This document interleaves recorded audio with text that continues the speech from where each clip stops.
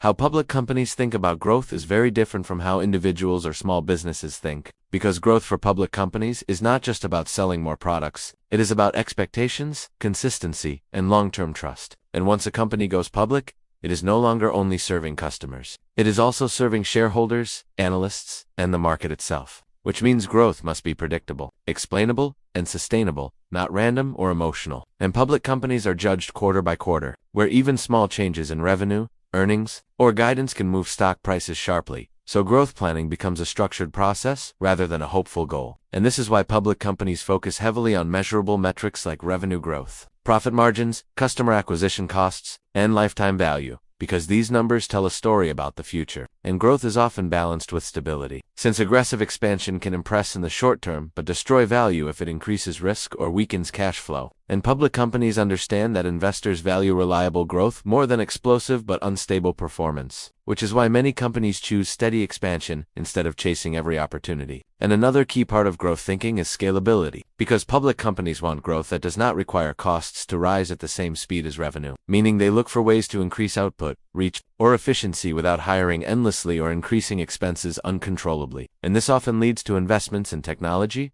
automation, and systems that take time to pay off but create long-term advantages. And public companies also think about growth in multiple dimensions, not just sales, but market share, geographic expansion, product diversification, and operational efficiency, understanding that relying on a single product or market creates vulnerability. And by spreading growth across different areas, companies reduce risk while maintaining momentum. And guidance plays a huge role in how public companies approach growth, because what they promise to the market matters almost as much as what they deliver. And missing expectations can damage trust even if the business is healthy, which is why many companies give conservative forecasts they are confident they can meet or slightly exceed, reinforcing credibility over time. And another important factor is capital allocation, because public companies must decide whether growth is best achieved through reinvesting in the business, acquiring other companies, paying dividends, or buying back shares. And these decisions signal management's confidence and priorities to investors, shaping how the company is valued. And public companies also think long-term while operating short-term, balancing immediate performance with future positioning, knowing that sacrificing short-term profits for long-term growth can be smart if communicated clearly, but dangerous if misunderstood. And this is why transparency becomes critical, as clear communication helps investors understand not just what the company is doing, but why it is doing it.